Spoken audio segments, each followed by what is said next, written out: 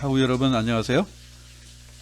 오늘은 두 번째 강의 성서 해석의 역사에서 예수의 성서 해석과 바울의 성서 해석 이 두 부분을 다루게 됩니다. 오늘 수업은 화면에 보시는 바와 같이 5개 항목으로 나눠져서 도입 부분에 제가 짧게 말씀을 드리고 우리 정시경 목사님이 준비한 발표를 문서와 음성으로 듣고 그 다음에 거기에 대한 저의 코멘트와 또 제가 파악한 오늘 수업 본문에 대한 이야기를 해설로 들려드리고 그 다음에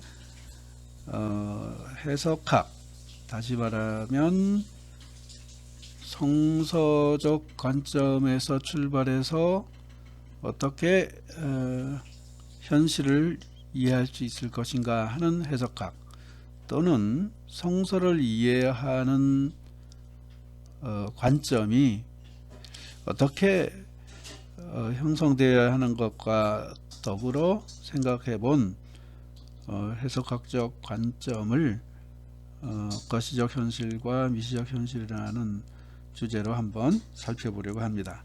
그 다음에 이제 짤막한 안내를 드리도록 하겠습니다.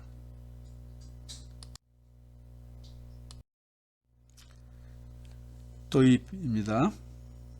예수와 바울. 예수님과 바울 사도는 전적으로 다른 역할을 한 분들이죠. 그런데 그 역할에 대해서 과연 통일성이 있느냐 하는 문제로 논란이 많이 되어 왔습니다. 우리 책에서도 그런 관점에서 이야기를, 연속성과 통일성 문제를 제기하면서 이야기를 하고 있습니다.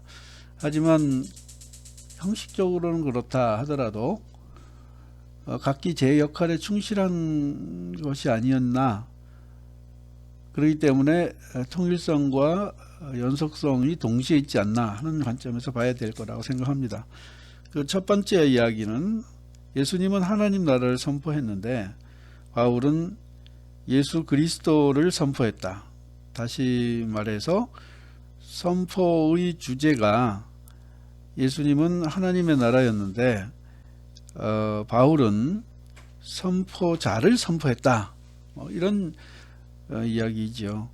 그런데 예수님 스스로도 사실 하나님 나라를 선포했지만 본인의 그 몸이 곧 하나님의 약속의 성취이다라고 하는 관점에서 자신을 증거하는 것을 핵심적인 주제로 제시한 바가 있습니다. 그리고 바울도 사도행전이나 몇 군데에서 하나님 나라에 대한, 하나님 나라를 열심히 가르쳤다.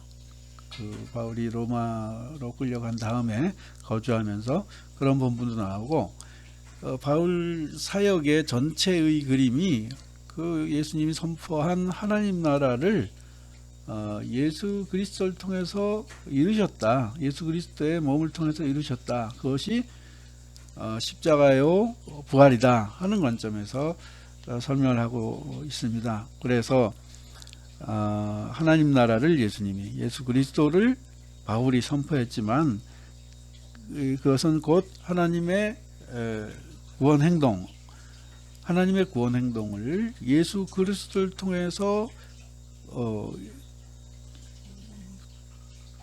하나님 나라를 이루게, 실현하게 되었다라고 하는 그런 관점이 통일성을 지시한다고 할 수 있겠습니다. 그러다 보니까 두 번째 얘기는 예수님께서는 주로 하나님 나라와 하나님의 의에 대해서 포커스를 맞추고 그에 맞추어 선포를 하셨다고 한다면 바울은 그 하나님의 의가 어떻게 인간을 의롭게 하는가, 그것이 고층이론인데, 구약의 율법적인 제도가 아니고 예수 그리스도를 통한 하나님의 구원 행동인 예수 그리스도를 믿음으로 말미암은 의, 그것을 가리켰기 때문에 그것도 전자였던 하나님의 나라와 예수 그리스도에 집중한 두 사람의 관점이라고 한다면, 하나님의 의와 관련해서도 이런 차이를 예수와 바울 사이에 보이고 있다, 그렇게 말씀드릴 수가 있어요. 그 다음에 세 번째 관점에서는 예수님과 바울 모두가 구약과 신약을 통일적으로 연속적으로 하나님 말씀으로 이해하고 사용했다는 것을 알 수가 있습니다. 구약의 예언 그리고 신약의 성취의 관점에서 설명한다든지, 현재의 사태를 설명하기 위해서 하나님의 그 구약 속에 나타난 행동이나 말씀을 재조명해서 사태를 해명한다든지 하는 내용들이 두 분에게 모두 통일적으로 구약과 신약 사이를 잇고 있는 것을 볼 수가 있습니다. 우리가 예수님과 바울을 보게 될 때 구약과 신약을 구약을 하나님의 말씀으로 전제를 하고 선포하고 있는 것을 알 수가 있고요. 바울 또한 얼마나 많은 구약 본문을 통해서 예수 그리스도의 의미를 밝혀주고 있는지 모릅니다. 이것은 그 네 번째로 가서 예언과 묵시의 균형 내지 통일성이라고 요약을 하게 되는데, 그러니까 앞에 두 항목은 차이라고 한다면 뒤에 두 항목은 통일성이다, 이렇게 얘기할 수 있을 거예요. 예수와 바울 사이에. 예언은 뭔가 아직 하나님의 말씀을 듣고 회개하거나 고치거나 개선의 여지가 있는 상태에서 말씀이 전파가 됩니다. 그것이 경고의 말씀이든 심판의 말씀이든 교훈의 말씀이든지 간에 하나님의 말씀을 현실이 어그러져 있는 상황에서 하나님의 말씀을 예언자들은 선포하게 되죠. 그런데 묵시는 더 이상 하나님 말씀을 듣고 회개하거나 개선될 여지가 없는 상황을 전제합니다. 그래서 세상이 전적으로 바뀌게 된다. 이 에온과 저 에온 사이에서 저 에온의 돌입이 이 에온을 폐지시키고 새로운 에온 세대가 시작이 된다. 그런 관점에서 더 이상 그 예언과는 다른 파국적인 미래를 선포하게 됩니다. 이것이 이제 예언과 묵시 사이의 차이인데, 이 관점, 묵시적 관점이 성서에서 성서 전체의 역사의 아주 후반기에 특히 400년간 바벨론 포로를 통해서 경험된 파국의 경험과 400년간 역사 속에서 이스라엘 민족이 또는 성서가 형서에 기록이 없는 그런 상황 속에서 처절하게 이스라엘은 이 파국적인 경험을 했는데, 그 영향인지 아무튼 묵시 영향이 예수 그리스도가 탄생했을 때의 기본적인 사상적인 흐름으로 자리매김되어 있었습니다. 그래서 묵시문학적인 관점들, 다시 말하면 이전 것은 지나가고 새 것이 되었다라는 바울 사도의 선포이거나 또는 예수님이 회개하라 하나님 나라가 가까이 왔다라는 관점이거나 이것은 묵시문학적인 배경을 가지고 있는 것이죠. 그런데 이 묵시문학적인 배경이 그냥 이 세상이 망한다 이런 것이 아니고 이 세상이 완전히 달라지게 될 텐데 그 달라지는 관점은 오히려 예언에서 누누이 주장해왔던 내용들, 신명기 사건과 같이 하나님 잘 섬기는 그런 내용들, 또 인간을 사랑하라는 명령들, 이런 것들을 묵시적 사상과 통일성 가운데, 균형 가운데 선포되고 있다는 것. 이 내용에 있어서는 다시 말하면 복음의 선포 내용에 있어서 그 큰 구도가 예수님과 바울에게 통일적으로 나타난다, 이렇게 얘기할 수 있겠습니다. 예수와 바울이라는 제목으로 연구된 책도 많고 또 자료도 많이 되어 있지만 핵심적으로 중요한 포인트가 될 것을 이렇게 정리해 봅니다.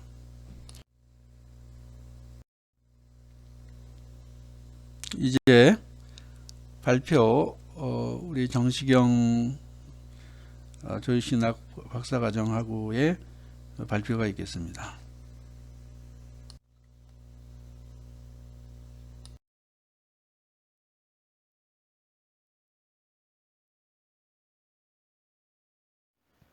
성서 해석의 역사 2, 3장을 발제하도록 하겠습니다. 2장은 예수가 구약 성경을 어떻게 읽었나에 대해서 다루고 있고 3장은 바울이 성서를 어떻게 읽었는지에 대해서 다루고 있습니다. 발제문을 참고하시고 그대로 그 내용대로 발제하도록 하겠습니다. 우리는 예수의 말씀들과 행위들을 이제 복음서에서 발견합니다. 그리고 이 복음서에서 발견된 이 말씀들과 행위들을 통해서 예수가 역사적으로 어떤 인물인지를 밝혀내고 있습니다. 그런데 문제는 예수의 본래적인 말씀들, 본래적인 행위들을 이 복음서의 본문에서 떼어내는 작업이 그렇게 쉽지 않다는 것이고 바로 여기에서 역사적 예수 연구에 어려움이 있습니다. 오랫동안 학자들은 예수의 본래적인 말씀들과 행위들을 결정하는 작업을 비유사성의 원칙을 통해 수행했습니다. 다시 말해서 예수의 본래적인 말씀들과 행위들을 결정하기 위해서는 그것들이 유대와 헬라 환경에서는 그 유래를 찾을 수 없는 구별되고 독특한 것이어야 한다는 뜻입니다. 이것은 5, 60년대의 독일 학계 내에 남아있던 반유대적 정서에 기인하는 것인데 이 불투만을 비롯해서 그의 제자들 케제만, 보른칸, 콘첼만에게 나타나는 특징입니다. 하지만 80년대에 이르러 독일 내에서 나치들의 만행에 대한 반성이 진지하게 일어난과 함께 독일 학계에서 유대 문헌들에 대한 연구가 활발하게 진행되었습니다. 이와 더불어서 학자들이 예수를 유대 문화와의 연속성 속에서 이해하기 시작했습니다. 예수는 유대인이었고 유대 문화 속에서 사유하고 행동했던 것으로 인식하기 시작한 것입니다. 그 결과 예전에는 예수의 본래적인 말씀들과 행위들을 결정하는 작업을 비유사성의 원칙을 통해서 행했다면 이제부터는 유사성의 원칙을 통해서 수행한다는 것입니다.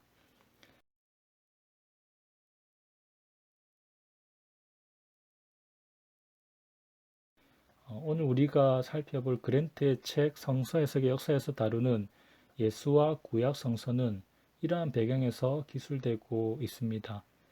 유대인의 성서에 대한 태도와 예수의 성서에 대한 태도 사이에 유사성이 있다. 이것을 전제로 이야기한다는 것입니다. 하지만 그렇다고 해서 예수의 성서 해석이 유대인의 그것과 완전히 일치한다. 이렇게 생각해서는 안 됩니다. 이 양자 사이에는 연속성이 있지만 반면에 구별되는 지점도 분명히 존재합니다. 이제부터 그 구체적인 내용을 살펴보면서 예수의 성서 해석의 특징이 무엇인가 한번 알아보도록 하겠습니다.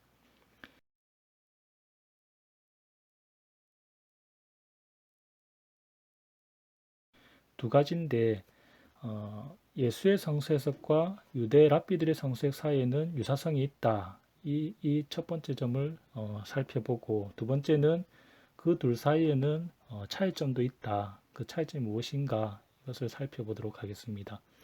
먼저 유사성에 대한 내용입니다. 그 예로는 당시 유대인처럼 예수님께서도 구약 성서를 권위 있는 것으로 봤다. 그러니까 유대인이나 예수님이나 둘 다 구약 성경을 권위 있는 것으로 봤다. 그리고 하나님의 감동으로 된 것으로 보았다. 이런 점이 유사하다는 것입니다. 예수가 구약 성경을 권위 있는 것으로 봤다는 예로는 예수께서 구약 성경을 인용하면서 기록된 바라는 표현을 자주 사용하신 것이나, 또 너희는 뭐뭐한 것을 읽지 못하였느냐라는 표현을 쓰신 것은 예수께서 성서를 권위 있는 것임을 인정하셨다고 볼 수가 있습니다. 또한 예수님께서 다윗이 성령에 감동하여 친히 말하되라고 마가복음 12장 36절에서 말씀하고 계신데, 이렇게 말씀하신 것은 예수께서 성서가 하나님의 영감으로 된 것이다는 것을 강조하셨다는 것입니다. 그리고 예수의 해석은 랍비들의 그 성서 해석, 유대인들의 성서 해석과 내용적으로도 유사하다는 것입니다. 예를 들어서 예수께서는 마태복음 5장 33절 이하에서 이렇게 말씀하셨습니다. 또 거짓 맹세를 하지 말고 너가 주께 맹세한 것은 다 지키라고 옛 사람들에게 하신 말씀을 너희는 들었다. 그러나 나는 너희에게 말한다. 도무지 맹세하지 말라. 하늘을 두고도 맹세하지 말라. 그것은 하나님의 보좌이기 때문이다. 땅을 두고도 맹세하지 말라. 그것은 하나님께서 디디시는 발판이기 때문이다. 예루살렘을 두고도 맹세하지 말라. 그것은 큰 임금의 도성이기 때문이다. 내 머리를 두고도 맹세하지 말라. 너는 머리카락 하나도 희게 하거나 검게 할 수 없기 때문이다. 이렇게 말씀을 하셨는데, 예수께서 말씀하신 이 같은 내용은 집회서 23장 9절에 나오는 내용, 너희 입이 맹세를 쉽게 해서는 안 되며 거룩한 자의 이름을 쉽게 빙자해서도 안 된다와 같은 내용에서와 같이 유대적인 것으로 볼 수 있습니다. 그러니까 내용적으로 굉장히 유대적인 것이라는 것입니다.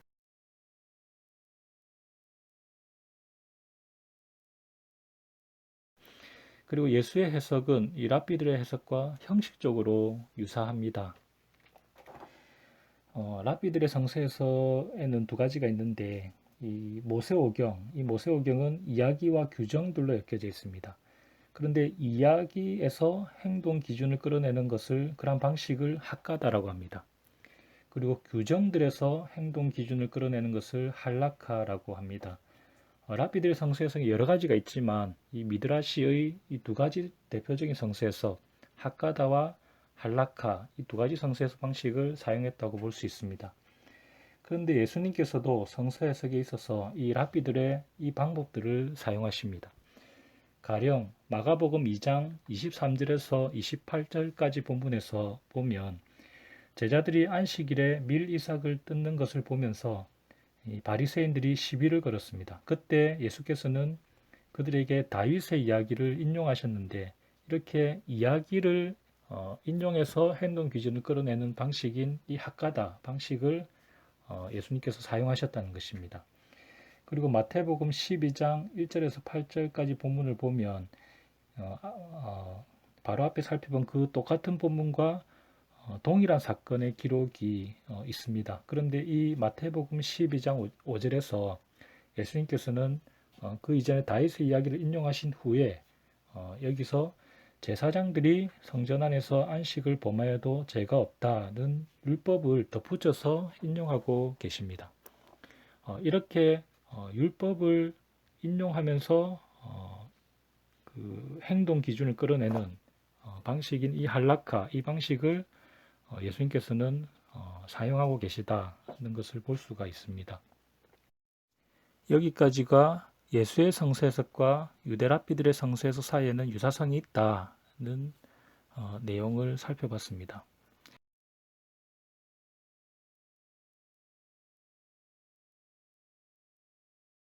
그리고 다음으로는 예수의 성서 해석과 유대 랍비들의 성서 해석 사이에는 차이점이 있다는 것을 살펴보도록 하겠습니다. 그 차이점을 살펴보기에 앞서 이해하고 있어야 할 지점이 이해하고 있어야 될 것이 있는데 그것은 예수님께서는 자신을 예언자들과 동일시하고 있다는 점입니다. 예수님께서는 자신을 예언자들과 동일시하고 있기 때문에 예수의 성서 해석도 예언자적인 특징을 가집니다.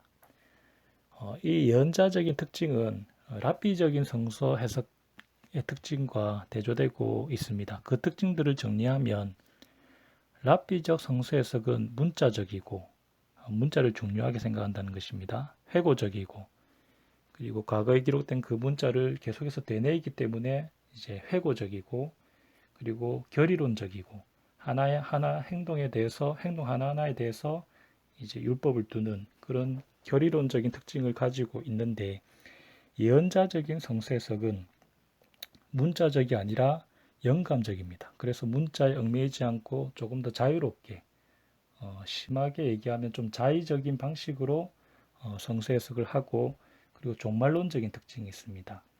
회고적이 아니라 미래를 지향하거나 그리고 현실의 적용점을 더 강조하는 방식인 종말론적인 특징을 가지고 있고 그리고 결의론적이 아닌 행동 하나하나의 규정을 두는 것이 아니라 더 큰 어떤 근본적인 원리를 더 중요하게 생각하는 원리적인 특징을 가지고 있습니다.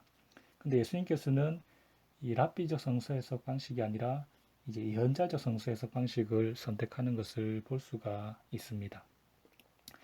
하나하나 살펴볼 텐데 예수께서는 성서 해석에 있어서 랍비들과는 달리 문자에 얽매이시지 않았다.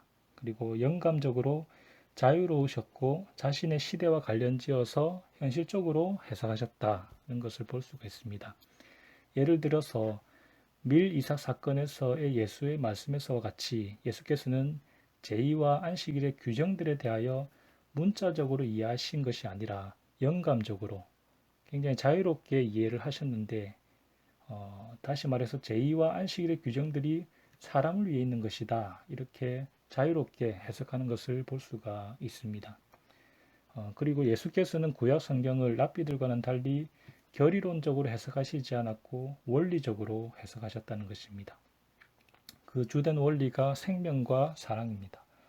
이것은 제의와 안식일이 사람을 위해 있는 것이다. 이렇게 해석하셨다는 점에서 또 하나님의 사랑과 이웃 사랑이 다른 계명들을 해석하는 가장 큰 계명이 된다. 그 원리가 된다고 해석하셨다는 점에서 두드러지게 나타납니다.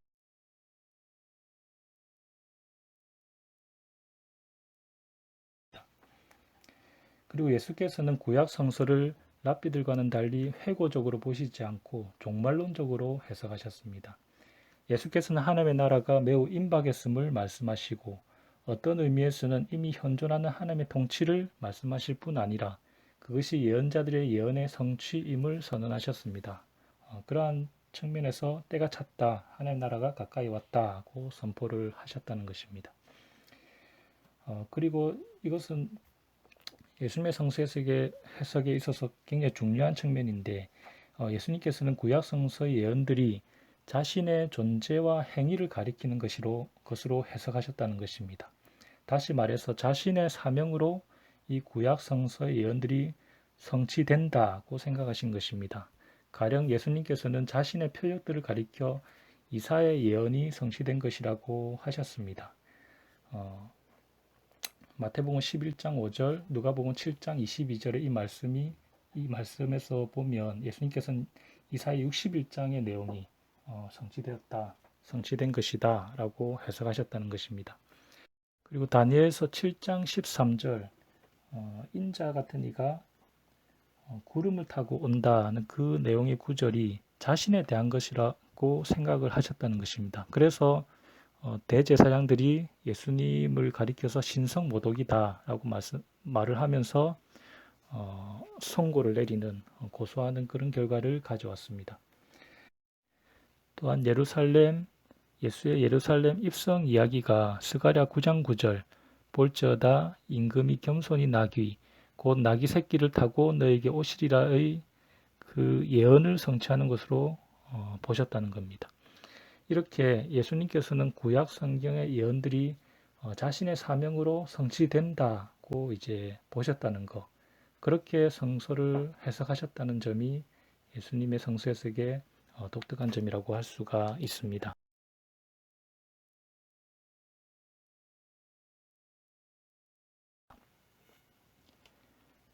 다음으로는 바울의 구약 성서 해석에 대해서 살펴보도록 하겠습니다. 19세기 말까지의 연구에서는 예수의 종교, 예수가 믿은 종교, 유대교죠. 유대교와 바울의 종교, 그러니까 예수에 대한 종교, 기독교죠. 이 유대교와 기독교를 날카롭게 구분하면서 예수와 바울 사이의 불연속성을 강조했으나 최근의 연구에서는 이러한 이원론을 부정하면서 예수와 바울 사이에 연속성이 있음을 주장하기에 이르렀습니다. 그 연속성을 강조한다는 측면에서 이제 예를 들면 바울은 예수의 말씀을 모은 어록을 숙지하고 있었다. 그리고 이 어록을 통해서 예수께서 구약 성경에 대해 무엇을 가르치셨는가를 바울이 알고 있었다는 점을 들 수가 있습니다. 또 바울은 예수와 마찬가지로 예수의 세 계명이 구약 성서의 모든 예언을 성취하는 것으로 이해했다는 점이 예수와 바울과 일치한다는 것입니다. 그리고 바울은 예수와 마찬가지로 율법주의를 부정했다고 볼 수 있습니다. 또 바울은 예수와 마찬가지로 구약 성경을 희망의 책으로 보았다. 그리고 하지만 바울은 예수의 부활을 경험하고서 구약 성서 안에서 이전에 누구도 발견할 수 없었던 메시아적 암시를 발견할 수 있었다. 바울은 예수와 마찬가지로 구약 성경을 희망의 책으로 봤지만 바울은 예수와는 달리 이 구약 성서 안에서 기독론적인 의미를 발견했다는 것입니다. 여기서 기독론적인 의미라고 하면 예수의 죽음과 부활에 대한 신앙, 죽음과 부활에 대한 설명, 이런 측면에서 구약 성경을 이제 바울이 봤었는데 예수는 바울이나 초대 교회가 생각했던 그런 기독론적인 함의에서 성서를 읽지는 않았습니다. 이것이 예수의 성서 해석과 바울의 성서 해석이 차이 나는 지점이다고 볼 수가 있습니다. 하지만 예수와 바울 사이에는 차이가 존재합니다. 바울은 예수의 십자가 처형을 목격하고 율법주의의 비극을 경험했던 사람입니다. 그래서 이 바울은 율법의 절대 부정으로 나갔지만 예수는 율법의 절대 부정까지는 가시지 않았다. 이것이 차이점이라고 할 수가 있습니다.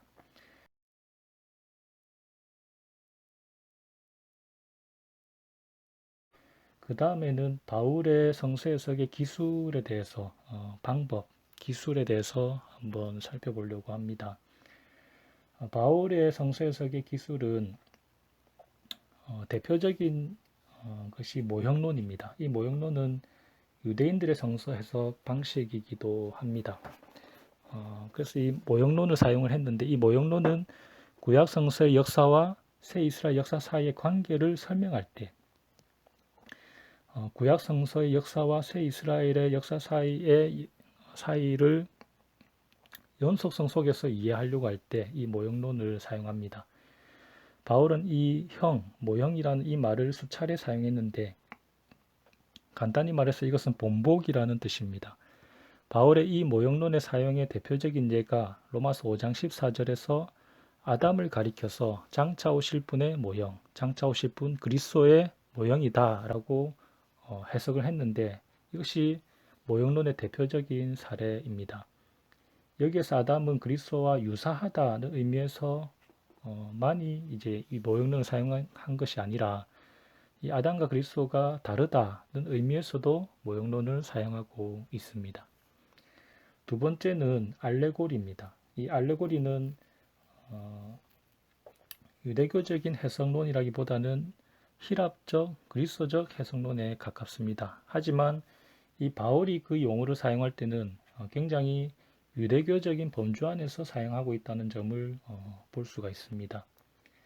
이 우위를 뜻하는 알레고로메나는 히랍의 해석가들이 특히 신들에 관한 신화들을 우의적으로 해석하는 것을 설명하는 데 사용한 동사에서 왔습니다. 이들 해석가들에 의하면 어떤 한 가지를 말하면서 사실은 말하고 있는 것이 아닌 다른 것을 뜻하는 것을 알레고리라고 부릅니다. 다시 말해서 문자적으로 드러난 그 표면적인 내용이 아니라 그 아래에 숨겨져 있는 그 내용, 숨어 있는 그 내용을 드러낸다. 드러내는 방식이 이 알레고리라고 할 수가 있습니다. 바깥으로 보이는 형식 아래 숨어 있는 비의를 찾으려고 한다는 것입니다. 이것과 마찬가지로 바울도 이 창세기에서 노예적 이스라엘과 자유의 백성인 이스라엘의 예형을 본다 이렇게 말을 할 때 창세기에 이 기록된 그 문자 그대로 해석을 하는 것이 아니라 그것을 넘어서 그 안에 숨어 있는 내용들을 찾는다는 것입니다. 하지만 여기에서 바울이 분명히 알레고리 해석을 사용하고 있기는 하지만 완전히 이 알레고리 해석과 일치하는 것은 아니다는 점을 볼 수가 있습니다.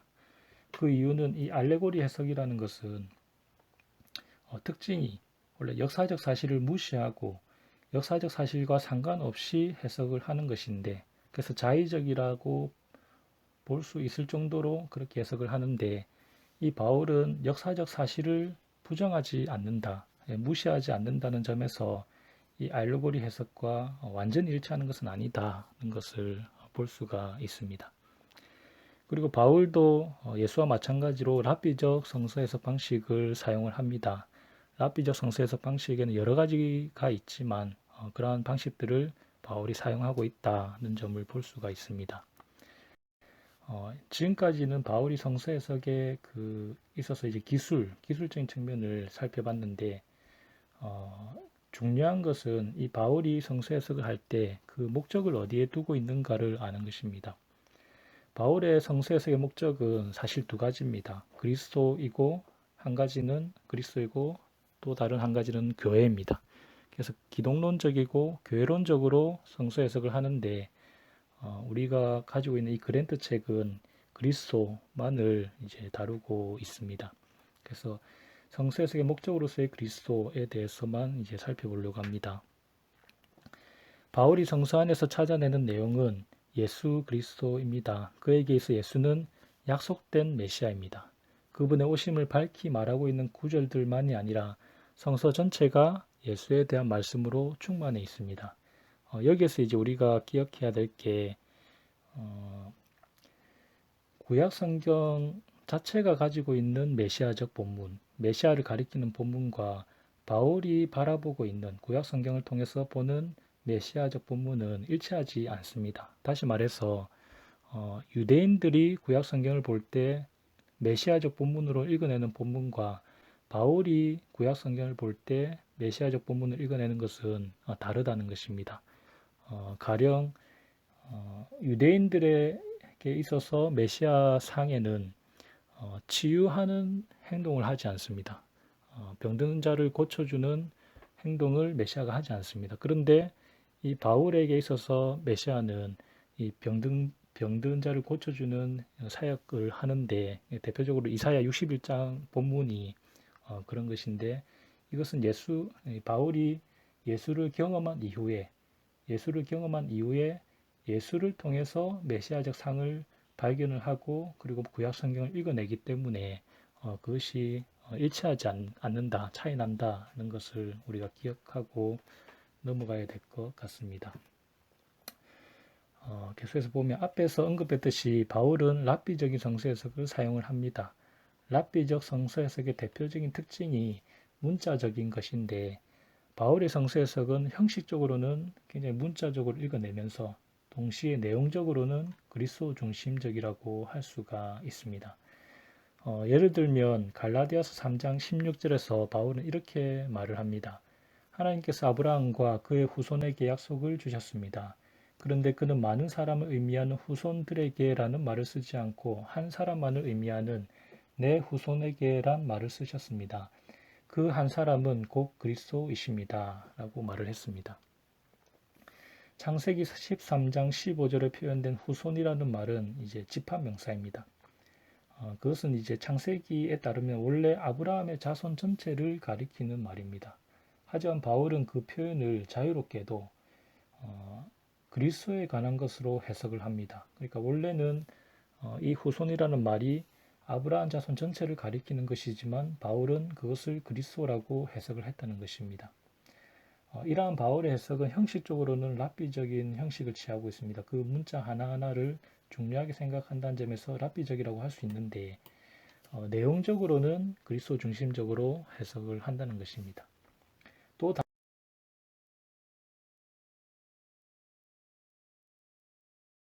다른 예가 골로새서 1장에서 찾아볼 수 있습니다. 바울은 그리스도에 대하여 다음과 같이 말하고 있습니다.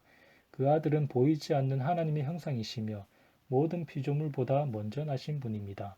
그것은 하늘에 있는 것이나 땅에 있는 것이나 보이는 것이나 보이지 않는 것이나 왕이나 주권이나 지배나 권위나 모든 것이 그의 안에서 지어졌기 때문입니다. 만물이 그를 통하여 창조되었고 그를 위하여 창조되었습니다. 그는 만물이 있기 전에 계셨고 만물은 그의 안에서 함께 유지되는 것입니다. 그리고 바로 그가 그의 몸인 교회의 머리입니다. 그가 근원이시며 라고 말을 합니다. 이 진술은 전형적으로 랍비적 해석의 결과입니다. 왜 그러냐면 바울이 잠언 8장 22절에 나오는 지혜, 이 잠언 8장 22절이 이제 지혜 전통의 본문인데 여기에는 이제 하나님께서 지혜를 통해서 세상을 창조하셨다는 내용을 기술하고 있습니다. 그런데 이 잠언 8장 22절의 이 지혜 전통에 나온 이 내용을 그리스도의 모형으로 예시하고 있는 것을 그리스도의 모형으로 예시되어 있음을 이제 바울이 알고 있었다는 것입니다. 그래서 바울은 이 자신의 진술에서 이 하나님께서 창조의 그 지혜를 사용하셨다는 것을 하나님께서 이 창조의 그리스도를 사용하신 것으로 해석을 하고 있다는 것입니다. 그래서 랍비적인 성서 해석의 방식을 알고 있었지만 그것을 기독론적으로 그리스도를 중심적으로 다시 이제 해석을 하고 있다는 것입니다. 그리고 이 똑같은 본문인데 바울이 자신의 이 진술, 이 똑같은 진술에서 창세기 1장 1절 태초에 하나님이 천지를 창조하셨다 이 본문을 기독론적으로 다시 해석을 하고 있습니다. 이 태초에라고 할 때 이 전치사 에를 자유롭게 변형을 하면서 그리고 이 태초가 원래 처음과 머리를 뜻하는데 이것을 그리스도로 해석을 하면서 그래서 그리스도를 안에서 그리스도를 통해서 그리스도를 위하여 하나님이 세상을 창조하셨다 이렇게 다시 해석을 하고 있다는 것입니다. 이것은 이 바울이 형식적으로는 이제 문자를 중요하게 생각하는 랍비적 성서 해석을 취하고 있지만 내용적으로는 그리스도 중심적으로 굉장히 기독론 중심적으로 해석을 하고 있다는 그 사례로 볼 수가 있습니다.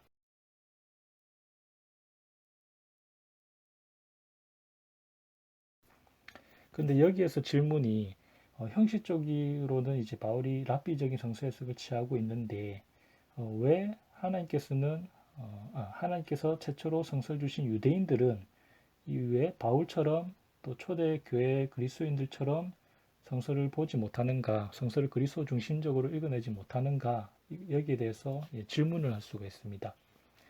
이 질문에 대한 바울의 답이 고린도 후서 3장 14절 이하에 전개되어 있습니다. 그 내용은 이렇습니다. 오늘날에 이르기까지 옛 계약을 읽을 때에는 그 너울이 벗겨지지 않고 있습니다. 그것은 그리스도 안에서만 벗겨지는 것입니다. 오늘날까지도 모세의 글을 읽을 때마다 너울이 그들의 마음을 가립니다. 그러나 모세가 주께로 돌아설 때 그 너울이 벗겨졌다고 했습니다. 주는 곧 영이십니다. 주의 영이 계신 곳에는 자유가 있습니다. 이렇게 말을 했는데 시내산에서 하나님과 대화를 한 모세의 얼굴이 너무 밝게 빛나기 때문에 이스라엘 자손과 함께 있을 때는 얼굴을 수건으로 가려야 했습니다. 출애굽기 34장 내용입니다. 여기서 모세는 구약 성경의 모형이고 동시에 모세가 주께로 돌아온 것처럼 주께로 돌아와야만 하는 불신앙하는 이스라엘 백성의 모형으로 소개되고 있습니다. 그리고 주께서는 영이시오 그리스도 마음의 노를 벗겨주시고 성서를 해석해 주시는 분으로 소개되고 있습니다. 그 영이 구약 성서의 문자에서 우리를 자유롭게 하신다 이렇게 이야기합니다. 다시 말해서 유대인들이 구약 성경을 읽을 때 왜 바울처럼 그리스도인들처럼 그리스도 중심적으로 읽어내지 못하는가에 대한 답은 그들이 영의 은사를 받지 못했기 때문이다 라는 것입니다. 그들이 영의 은사를 받지 못했기 때문에 구약 성경을 그리스도 중심적으로 읽어내지 못하고 있다라는 뜻입니다. 여기에 바울의 성서에서의 궁극적인 기초가 있습니다. 구약 성서의 진정한 이해는 이 하나님으로부터 온다는 것입니다. 하나님으로부터 와서 구약 성경을 읽어내야 된다는 것입니다. 이 진정한 이해를 소유하지 못한 사람들은 이제 보지 못한다는 것입니다. 그래서 바울에게 있어서 구약 성서를 해석하는 주체는 인간이 아니라 하나님이라고 볼 수 있습니다. 그리고 성령의 도우심이 있어야 성경을 제대로 읽을 수 있다 이런 뜻입니다.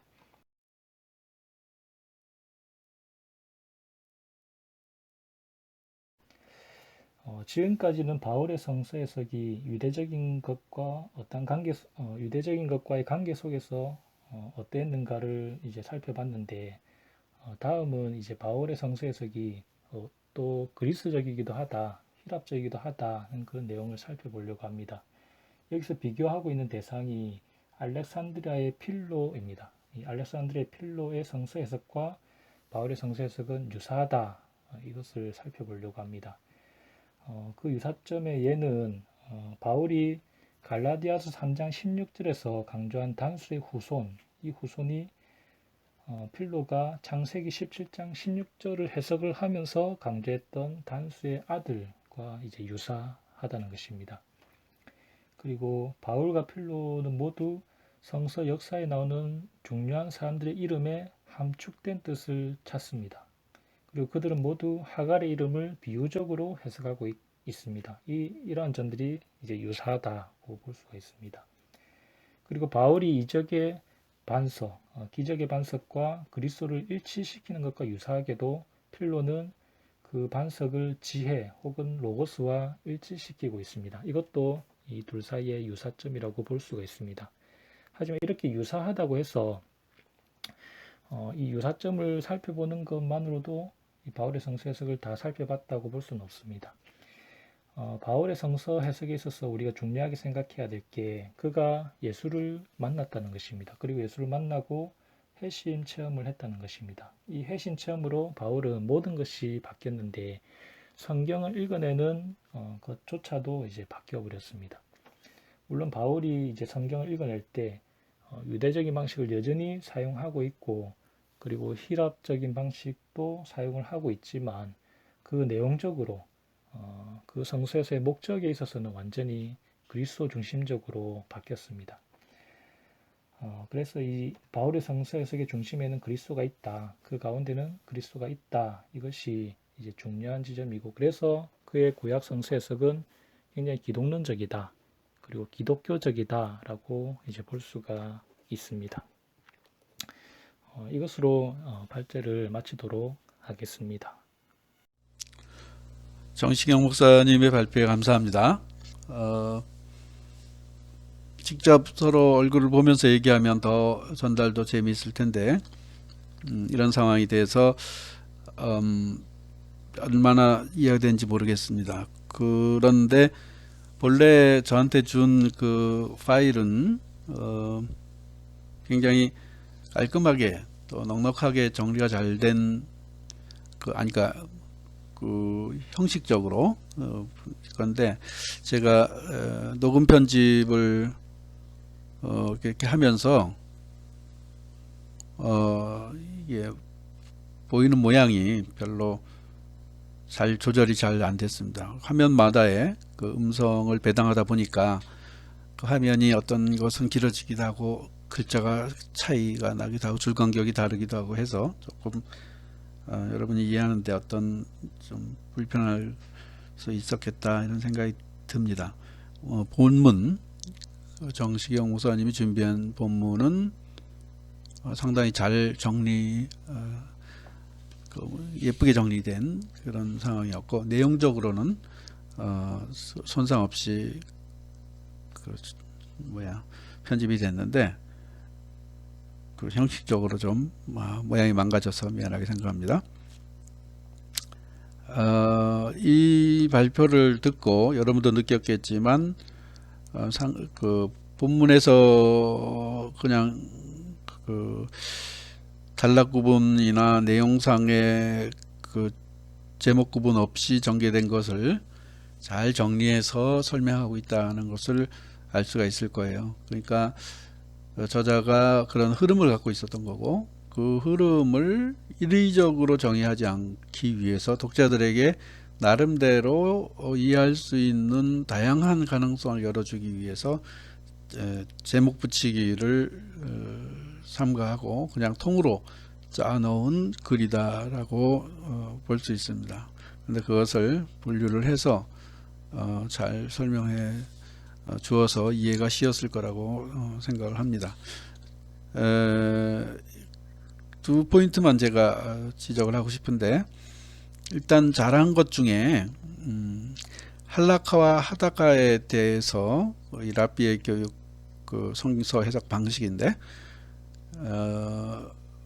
여기 책에서는 그냥 전제를 하고 혹은 산만하게 설명하고 있는 것을 우리 정시경 목사님이 아주 근원을 헤쳐서 그 내용을 잘 정리해 가지고 본문을 잘 이해할 수 있는 상태로 우리에게 제시해 주고 있는 것을 볼 수 있어요. 거기에 대해서 참 고맙게 생각하고, 예수의 독특성 논의와 관련해서 다시 말하면 앞부분에 그 예수님의 비범함 또는 비유사성을 강조하게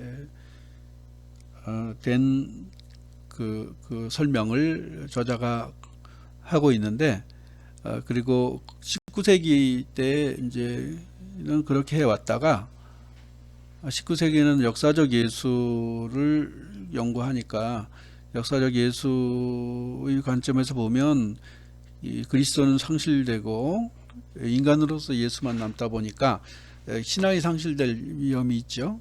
그러니까 예수님을 이분은 비범한 사람이다, 보통 인간과는 다른 부분을 가지고 있다 하는 맥락에서 예수의 비유사성을 강조하는 경향으로 이렇게 나가서 신학이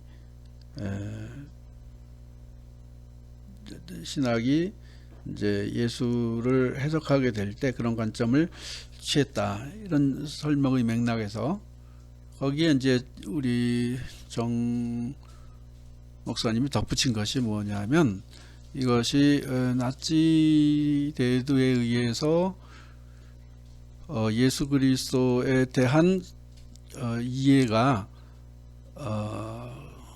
다른 인간들과 그 독일 사람이 독일 우월주의와 관련시켜서 예수 그리스도의 우월성을 얘기하려고 하는 그런 맥락을 취했다. 그것이 저 사람 뭐 케제만이나 뭐 그 불트만의 그 제자들의 일반적인 경향이었다, 이렇게 설명하는 것을 우리가 들을 수가 있어요. 그런데 그런 내용이 어떤 뭐 그렇게 얘기할 수 있는 사람이 있을 것이고, 그렇게 얘기하는 사람이 누군지 좀 알고 싶어요. 그런 설명이 과연 타당할 것인가? 그 역사 비판이 될 수 있겠죠. 신학 연구에 있어서의 역사 비판이라고 될 수 있겠는데, 왜냐하면 나치의 그 이념적인 배경에 들어있는 우월감이 예수 연구에 반영된 결과다라고 하는 그 이해는 그 당사자들을, 연구자들을 좀 오해하는 측면이 아주 크다고 생각해요. 예를 들어 케제만은 우리 그 자유의 외침이라는 책인데, 예수는 자유를 의미한다라고 번역되어 있는 책이죠. 원래는 Der Ruf der Freiheit니까 자유의 외침인데, 그 책에 보면 본인이 얼마나 반나치주의자인가, 그리고 고백교회 운동을 한 멤버이기도 하고요.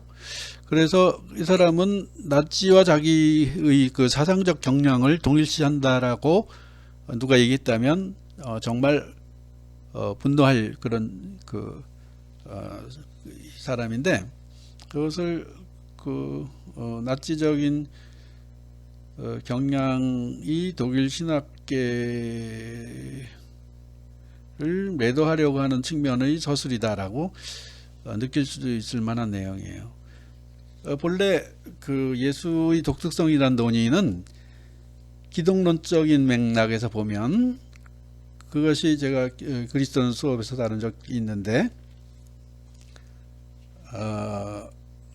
역사적 예수가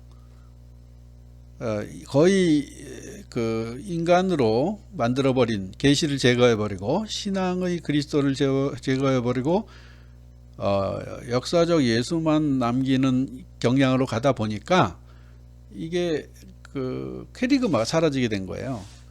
이 캐리그마를 찾고자 하는, 다시 말해서 역사적 예수와 캐리그마의 그리스도를 연결하려고 하는 맥락에서 예수가 더 이상 이런 역사적 연구 대상으로만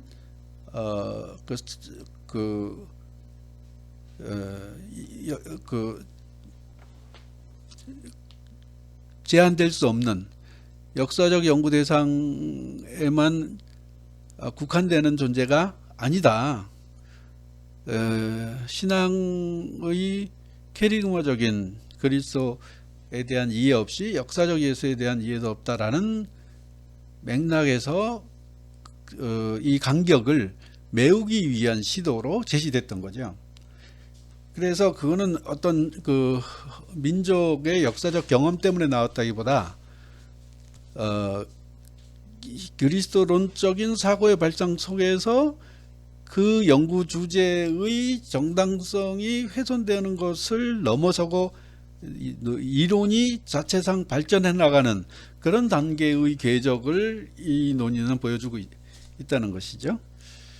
그래서 그런 부분이 이 책의, 이 발표의 독특한 부분이긴 한데, 한번 짚고 넘어가야 되는 주제가 아닌가 이런 생각이 들어요. 그래서 그거를 한번 뭐 더 근거를 밝혀서 얘기해 볼 수 있으면 좋겠다는 생각도 들고, 흥미로운 내용이었고, 이 부분이 한번 정리를 해야 되겠다 이런 생각이 들었어요. 아무튼 그런 내용 두 가지만 말씀을 드렸는데, 여러분들도 나름대로 우리 정시경 박사의 발표와 또 설명의 전개에 대해서 생각할 수 있었을 거예요. 다들 요약본들을 제출해서 열심히 잘 읽어서 이해하고 있다는 것을 보았습니다.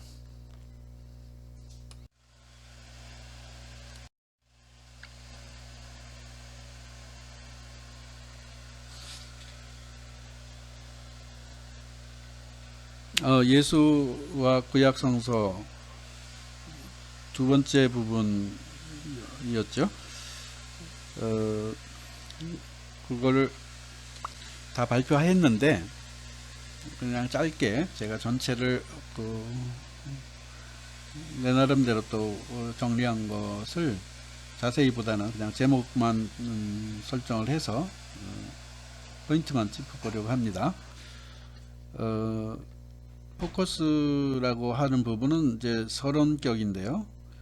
그러니까 예수님이 사용하신 해석법에 새로운 것이 없다는 주장을 들고 나오면서 그걸 비판하는 맥락으로 우리 이 사람 그랜트가 시작을 하고 있습니다. 유대인들이 거의 축자연감설적으로 구약을 신봉하고 살았다 하는 것과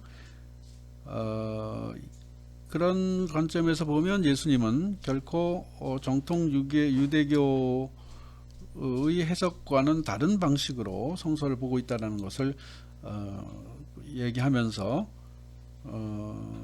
새로운 것이 없다라고 하는 주장에 반박 논리를 펴고 있어요.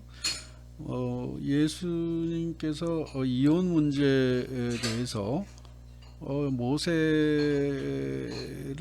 이야기하면서 언급하면서 율법과는 아니 본래적인 성경의 하나님의 말씀과는 다른 맥락을 지적하죠. 그러면서 정통 유대교의 해석이 불변의 축자연감적으로 이해해야 될 것은 아니다 하면서 예수님이 그 말씀을 새롭게 해석할 수 있는 가능성을 제시했다는 측면에서 성서 해석 이론의 발전의 기초를 예수님이 놨다.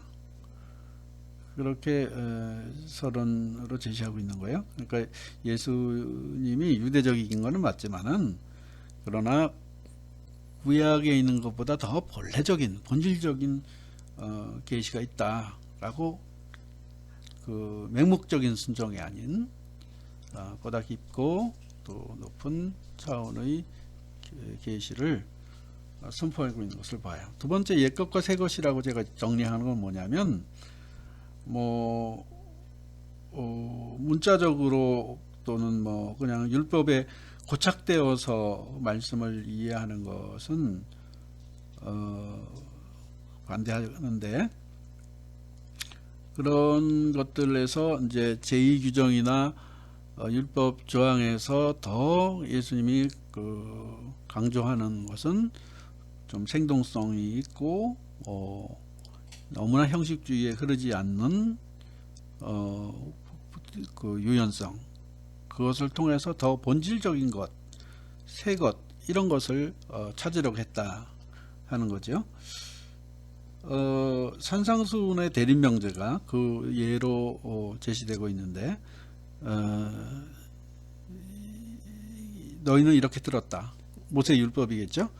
그런데 이제부터 내가 말한다. 이런 그 대립명제, 산상수훈의 대립명제, 내가 이제 이렇게 말한다 라고 얘기하는 맥락에서 새로운 것, 그것과 옛것 사이에서 극명한 대조를 이루면서 강조점을 가져오고 있죠. 이것이 이제 예수님의 해석법, 대조적이고 옛것을 무시하지는 않지만 그러나 맹목적으로 따르지도 않는 그런 관점이 대립명제에서 나타난 바와 같고, 옛것과 새것이라는 제목을 붙이게 되는 내용과 닿아 있습니다.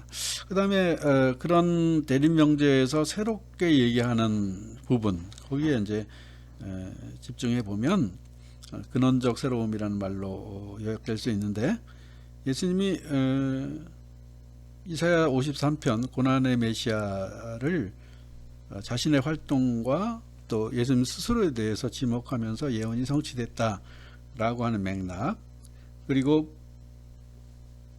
예레미야의 그 언약에 대한 이야기를 예수님의 최후의 만찬에서 새 언약으로 확언을 시키는 그런 장면을 볼 수 있습니다. 그래서 옛것과 새것의 대조에 그치는 것이 아니라 메시지에는 전에 없던 근원적 새로운 것을 예수님이 설명하고 있는데, 거기에 예수님의 해석에 초점이 맞춰져 있다라고 이제 끌고 가고 있는 거예요. 예수 그리스도의 입장은 구약의 본질이 예수님에게 수렴되고 있다라고 하는 것을 설명하는 맥락을 띄고 있습니다. 그래서 율법의 의의에 대해서는 요한 또한 성령을 율법과 대조시키면서 설명을 하고 있는데, 그런 요한은 바울에 관련이 있고, 그래서 바울과 요한 그리고 성경의 신약 성경의 내용들이 예수님의 성서 해석과 대립되는 것이 아니라 유사하다, 그 점에서 내용적으로 일치하고 있다. 다시 말하면 율법의 참 의를 찾는 맥락, 근원적 새로움에 초점을 맞추는 맥락, 예수 그리스도에게서 예언이 성취되었다라고 하는 것에 집중하는 그런 맥락에서는 통일성을 이루고 있다 하는 설명이 주어지고 있습니다. 그 다음에 이제 랍비 해석과 예수 해석 사이의 대조를 통해서 예수님 이야기를, 예수님의 해석법을 더 살펴보고 있습니다. 할라카와 하가다에 대한 설명이 처음에 제시되고 있고요. 종말론적인 강조가 예수 해석에서 특이점으로 나타나고, 그런 맥락에서 랍비들과는 다른 이야기를 합니다. 그리고 예루살렘의 입성 이야기에 있어서도 예수님의 관점이 성서 해석이, 구약에 대한 성서 해석이 전혀 다르게 랍비들과는 제시되고 있는 것을 보게 되고요. 그래서 예수의 사명, 이것이 옛날과 또 현대 사이의 차이를 이루고 있다. 그래서 옛 것과 새 것을 다 골고루 끌어와서 구약을 인용해서 신약의 새로운 내용을 설명하듯이 하는 그 마태복음 13장 52절에 나오는 옛 것과 새 것을 교대로 꺼내오는 그 지혜로운 일꾼이 되어야 된다라는 맥락에서 예수의 사명을 성서 해석적인 그런 관점에서 구약과 신약의 연결성, 그러면서 근원적 새로움을 옛 것과 새 것의 대조 속에서 제시할 수 있었던 분, 이분이 예수 그리스도의 구약 성서 해석의 핵심적인 내용이다. 이렇게 한번 정리를 해보는 거예요.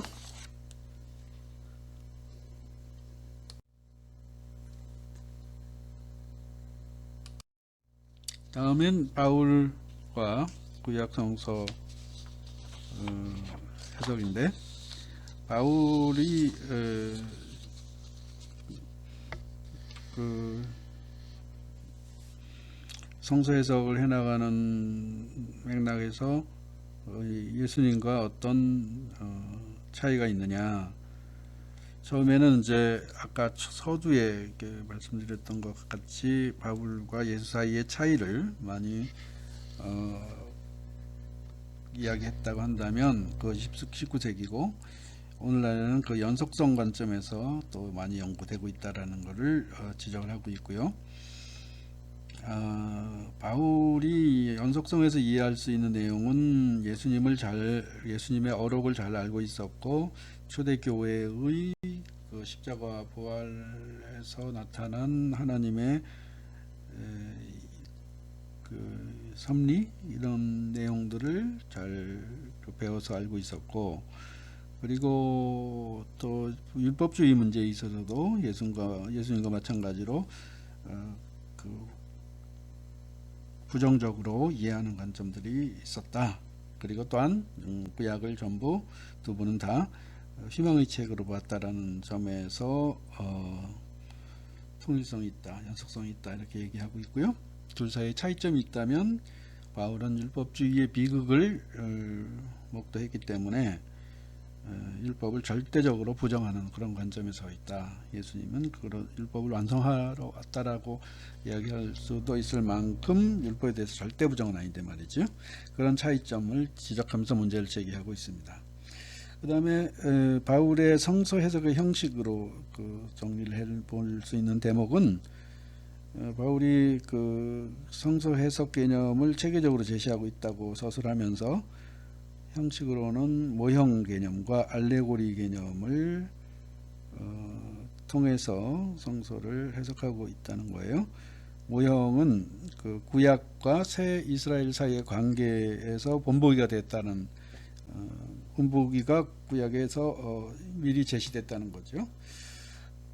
그러나 그것을 그대로 그 개념에 맞춰 쓰는 것이 아니라 바울은 그 본보기가 되었다라고 하는 그 내용보다도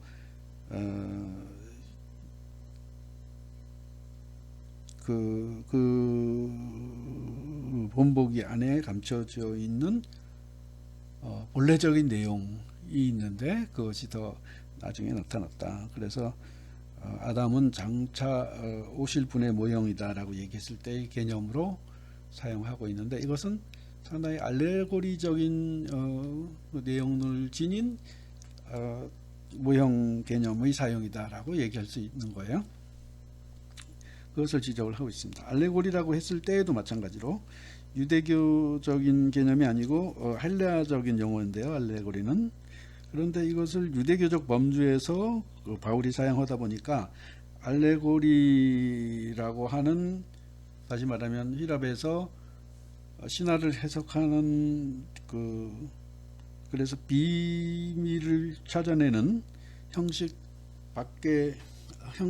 안에 있는 어떤 비밀을 찾아내는 방식으로 해석하는 그 기술이 알레고리 있는데, 바울은 또 이 알레고리를 사용하면서도 알레고리적 해석과는 똑같지 않는 그런 문자적인 의미 이상의 내용을 찾으려고 했어요. 그래서 형식은 이 두 가지를 사용하고 있지만 내용에 있어서가 더 중요하기 때문에 내용을 뭘 얘기하려고 바울이 시도하는가에 의해서 형식이 달라지는, 형식을 좋은 말로 하면 창조적으로 수용한 그런 형태가 바울의 성서 해석의 형식이다라고 얘기할 수 있다는 거예요.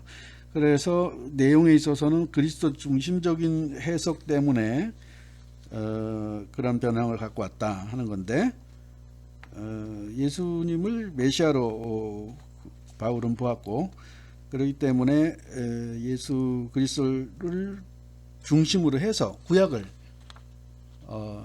다시 비춰보는 그런 관점을 취하고 있기 때문에 바울 해석은 그 모형 개념이나 알레고리 개념에 딱 맞지 않는 특성을 가지게 됐다 하는 거예요. 그래서 그리스도의 의의는 하나님의 전 역사, 구속사 그런 맥락에서 그 설명이 되는 건데, 아람의 타락, 아브라함의 신앙, 모세의 율법, 그리스도의 십자가, 부활 이런 맥락에서 그 구약을 들여다보고 있기 때문에 내용이 형식을 지배하는 그런 서술과 이해의 방식을 가져왔다는 겁니다. 그 다음에 그렇게 중심적으로 예수 그리스도를 통해서 중심적으로 달라진 관점을 갖고 있기 때문에 성서를 이해하고 또 구약 성서를 인용하고 하는 데서 아주 자유롭게 할 수 있었다는 거예요. 그래서 성경에 없는 내용들, 비성서적인 요소조차도 이 새 내용을 설명하기 위한 요소로 활용하고 있다는 것을 본다는 거예요. 요나단 위경 탈굼에서 나오는 그 바위 얘기 세 군데가 나온다는데, 그것을 다 예수 그리스도로 해석할 수 있는 그런 방식으로 활용한 것을 보면서, 그것은 얼마큼 바울이 중심적인 주제에 의해서 다양하게 소스를 가지고 해석을 했는가 하는 것을 말해준다는 거죠. 그 다음에 내용적 해석에서 또 하나 중요한 것은 신앙적 해석입니다. 신앙적 해석에서 이제 왜 유대인은 그 모형과 알레고리를 보지 못했냐? 그거는 이 이스라엘 사람들은 영이 없었기 때문이다. 영이 문자에서 자유롭게 해주는 것인데, 이 영의 도움으로 구약을 이해하지 않고 있기 때문에, 다시 말해서 예수 그리스도를 바라볼 수 있는 신앙의 은사를 하나님으로부터 받지 못했기 때문에 유대인들은 유형과 알레고리를 구약에서 예수 그리스도에 대한 유형과 알레고리로서의 구약을 알지 못했다. 그래서 바울 이론에서는 그런 방법론적인 자유, 그리고 내용적인 중심성, 이런 것들을 조화시킬 수 있는 내용이 됩니다. 그래서 바울 성서 해석의 궁극적 기초는 뭐냐? 그것은 하나님으로부터 오는 신앙이다. 그 신앙, 그 은혜, 그걸 통해 가지고 해석이 가능해지는 것이 바울의 해석 주장의 핵심적인 내용이다, 이렇게 얘기하고 있어요. 그런 다음에 이제 마지막으로 바울 성서 해석의 특징을 언급하고 있는데, 저는 그것을 세 가지로 요약해 보았습니다. 첫 번째는 바울 해석의 특징은 랍비적이긴 하지만 그리스도 중심적이다 하는 게 첫 번째고, 두 번째는 축자적이긴 하지만 축자적인 하나님의 말씀을 그 문자적으로 중요하게 생각하는, 작구적으로 깊이 따지고 들어가는 그런 사고법을 활용해서 예수 그리스도가 중요하다라고 하는 그 관점을, 그런 자세와 성경을 읽는 자세와 통합해 가지고 특징을 만들어내는 거예요. 그래서 그 믿음으로 의롭다 하는 내용을 랍비적인 해석을 시도하면서 정당화시킬 수 있었다는 거예요. 묵은 계약의 율법적인 의 대신에 새 계약의 믿음, 이것을 계약을 중요시하는 랍비적 사고를 파고 들어가지만 결국에 있어서는 그 내용을 꿰뚫고 들어가서 그리스도 중심적인 내용을 확보하는 그런 내용, 그런 방식이 축자적인 것과 그리스도 중심적인, 그래 그런 거는 사실 뭐 랍비적이고 그리스도 중심적인 것이나 축자적이고 그리스도 중심적인 것이나 큰 차이는 없지만, 그러나 첫 번째 그 랍비적이고 그리스도 중심적이다 하는 내용에서는 골로새서 1장에 보면 이게 이제 그리스도 성가라고 해서 예수님에 대한 구약적인 해석, 그러니까 자문의 창조적인 지혜가 선제해서 그 창조 시에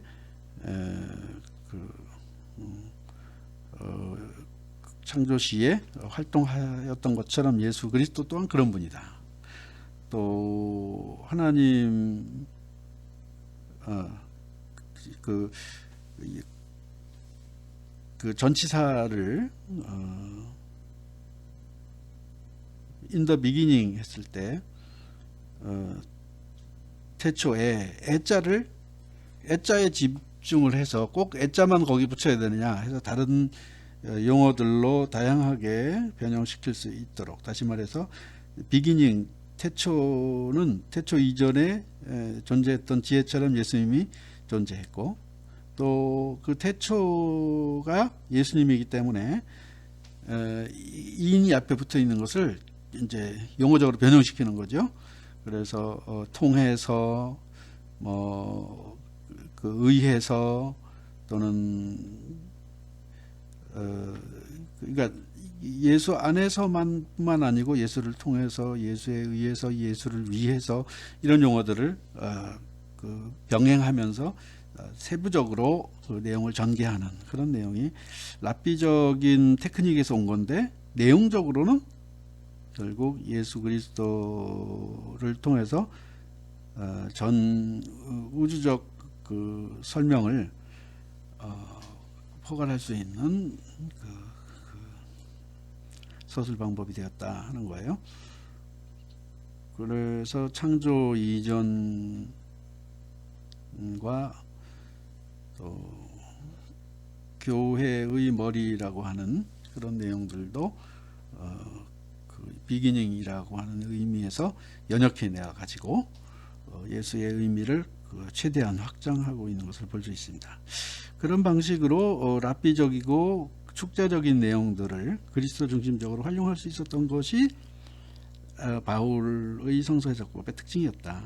그러나 무엇보다도 가장 그 핵심적인 차이점은 뭐냐면 영과 신앙, 영에 의해서, 믿음에 의해서 구약을, 그렇게 그리스도 중심적으로 볼 수 있게 된다 하는 것이 바울 해석의 독특성이다. 왜 그렇게 됐겠느냐? 그것을 이제 필로하고 비교하면서 얘기하고 있는데, 바울은 회심 체험이 있었다. 그걸 통해서 바울이 완전히 예수 그리스도에게로 거듭나게 되었는데, 그때의 그 경험이 성서를 영으로 해석하는, 은총으로 해석하는, 그러니까 문자나 율법이 아닌 영 내지는 은총으로 해석하는 그런 독특한 신앙의 해석 방법을 그 바울이 만들어냈다, 이렇게 얘기할 수 있다는 거죠.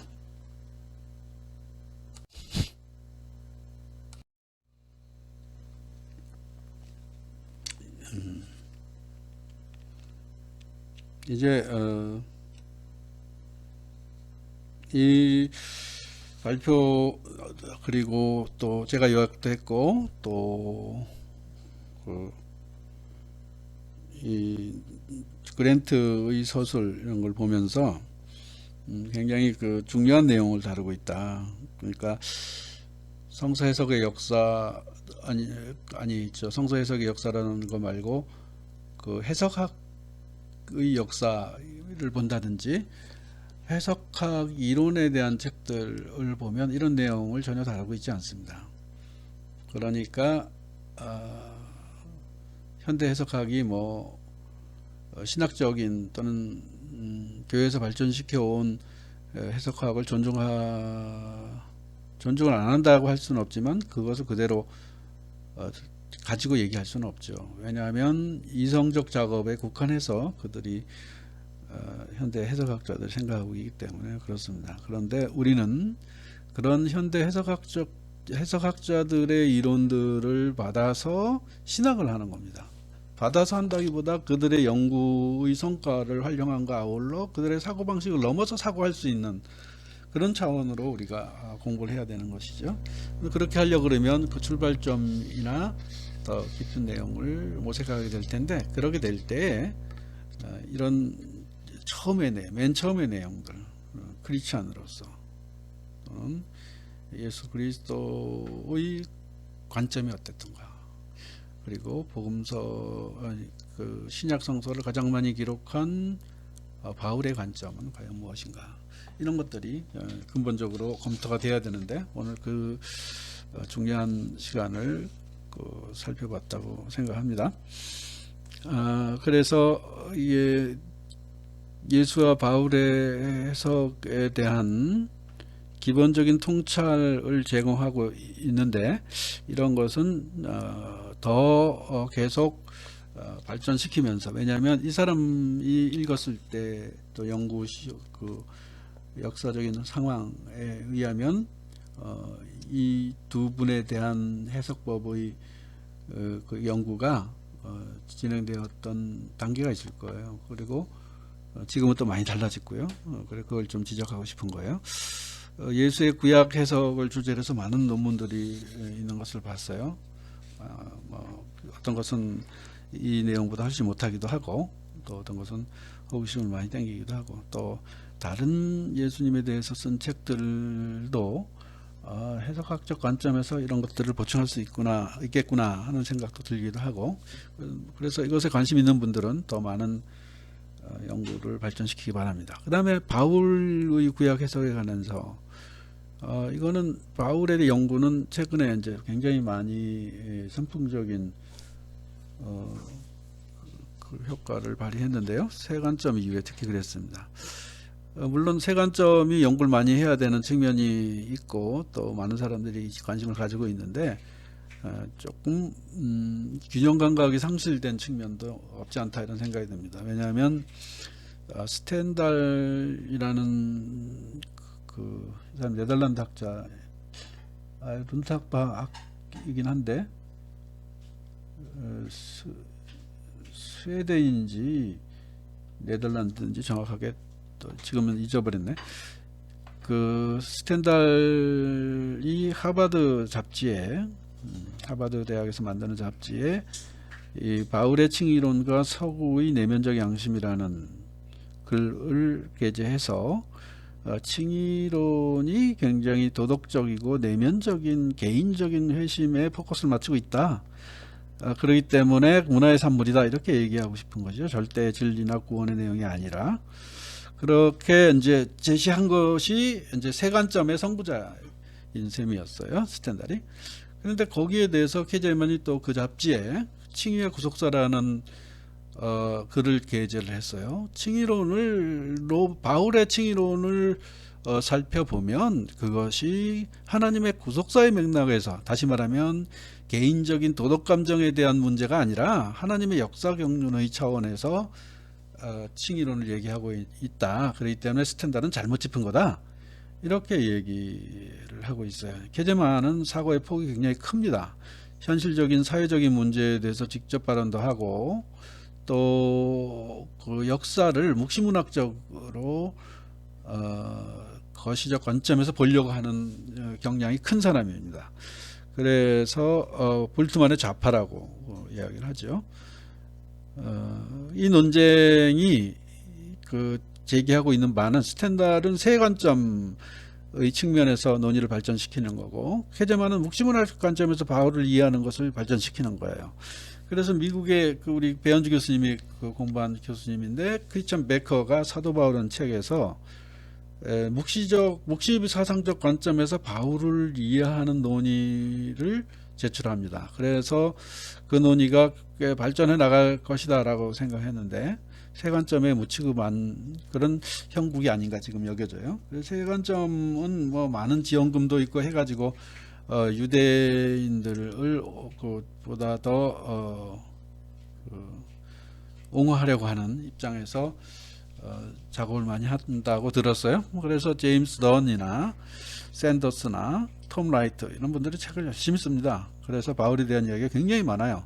이걸 다 따라가기에도 벅찰 만큼 많은 이야기를 쏟고 있는데, 그러면서 이제 새로운 이야기들, 또 들을 경청해야 할 얘기들도 많이 있는데, 또 조심해야 될 이야기, 또 연구 과제로 남겨둬야 될 이야기, 그런 이야기들도 많이 있습니다. 그래서 칭의론이라는 주제, 묵시문학적이라는 것과 또 세관점이라는 것과 관련해서 조이신학과도 연결되어 있는 이런 주제들이 성서학에서 많이 제시되고 있는 것이 오늘날 형편이고, 그런 내용들을 오늘 논의 공부한 것과 더불어서 보충되어야 되는 것이 아닌가 이런 생각을 해보고, 여러분 중에 관심이 있으면 이런 부분들을 좀 섭렵을 해서 잘 정리해 두셔서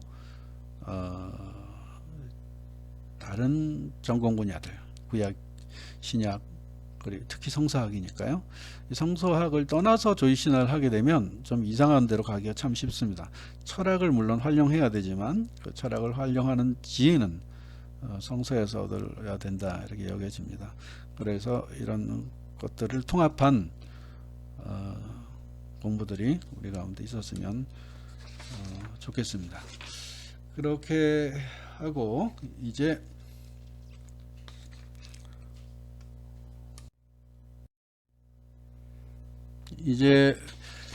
제 나름대로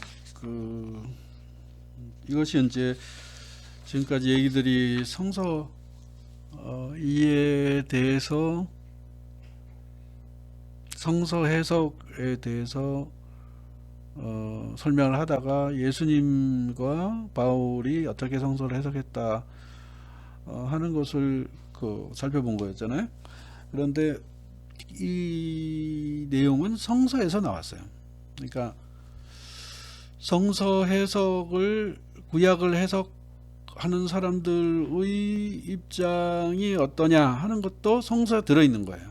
성서 안에서 성서 해석하는 방법이 생겨날 수 있는 거고, 그래야 정당하다고 여겨져요. 그래서 성서 해석은 성서가 성서를 해석한다 이런 이야기에는 성서 해석의 원리나 내용은 성서 안에서 나와야 된다 하는 것과 다 있다고 여겨집니다. 물론 다양한 관점들이 성서 안에서 나올 수가 있죠. 성서 자체가 일의적으로 단정할 만큼 단순한 것이 아니지 않습니까? 그래서 제가 한번 제 나름대로 성서를 어떻게 읽어야 되는가 하는 것들에 대한 이야기를 해보고 싶습니다.